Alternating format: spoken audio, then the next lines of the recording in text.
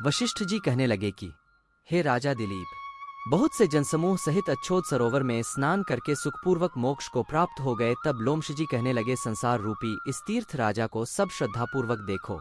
यहाँ पर 33 करोड़ देवता आकर आनंदपूर्वक रहते हैं। यह अक्षय वट है जिनकी जड़ें पाताल तक गई हैं, और मार्कंडेय ऋषि प्रलय के समय भगवान इसी अक्षय वट का आश्रय लेते हैं। यही शिवजी की प्रिय भगवती भागीरथी है, जिसकी सिद्ध लोग सेवा करते हैं। यह गंगा स्वर्ग के हेतु पताका है, इसका जल पीकर मनुष्य मुक्त हो जाते हैं। हे मुनि, सभी प्राणी इस नदी को यमुना से मिली हुई पाते हैं। इसका संगम बड़े पुण्य से प्राप्त होता है। इसके स्नान से जन्म मृत्यु रूपी दावानल से कोई नहीं तपता, परंतु ज्ञान प्राप्त करके मुक्त हो जाता है। यहाँ पर स्नान करने से सभी प्राणी बिना ज्ञान के भी मुक्त हो जाते हैं। इसलिए ब्रह्मा जी ने यहाँ यज्ञ करने की इच्छा की थी। इसी संगम में भगवान विष्णु ने स्त्री प्राप्ति की इच्छा से स्नान करके लक्ष्मी जी को प्राप्त किया। यहाँ पर त्रिशूलधारी शिवजी ने त्रिपर दैत्य को मारा था, और प्राचीन काल में उर्वशी स्वर्ग से गिरी थी तथा स्वर्ग पाने की इच्छा से यहाँ पर ही उसके स्नान करने से नहुष कुल के राजा ययाति ने वंशधर पुत्र प्राप्त किया।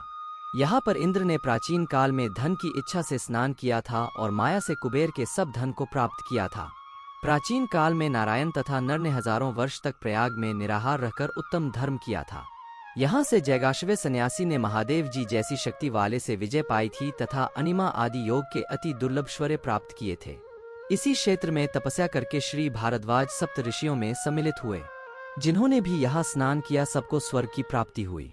इसलिए हमारे विचार से तुम त्रिवेणी में स्नान करो। इस स्नान से पहले किए हुए तुम्हारे सब पाप नष्ट हो जाएंगे और संपूर्ण वैभवों को प्राप्त हो जाओगे। ऋषि के इस प्रकार के सत्य वचन सुनकर सब ही त्रिवेणी में स्नान करने लग गए, और उसी स्नान करने से सबकी पिशाचता नष्ट हो गई। शाप से विमुक्त होकर उन्होंने अपना शरीर धारण कर लिया। वेदनिधि ने अपनी संतान को देखकर प्रसन्नचित्त होकर लोमश जी को संतुष्ट किया और कहा कि आपके अनुग्रह से ही श्राप से विमुक्त हुए। अब आप इन बालकों के योग्य धर्म को कहिए।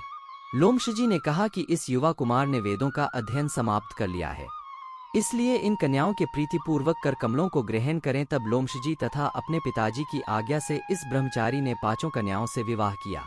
इन कन्याओं के सब मनोरथ पूर्ण हुए। जिसके घर में लिखा हुआ यह महात्म्य पूजा जाता है, वहां नारायण ही पूजे जाते हैं। पुष्कर तीर्थ में, प्रयाग में, गंगा सागर में, देवालय में, कुरुक्षेत्र में तथा विशेष करके काशी में इसका पाठ अवश्य करना चाहिए। पुष्कर तीर्थ में ग्रहण के अवसर पर इसके पाठ का दुगना फल मिलता है और मरने पर वैष्णव पद को प्राप्त होता है।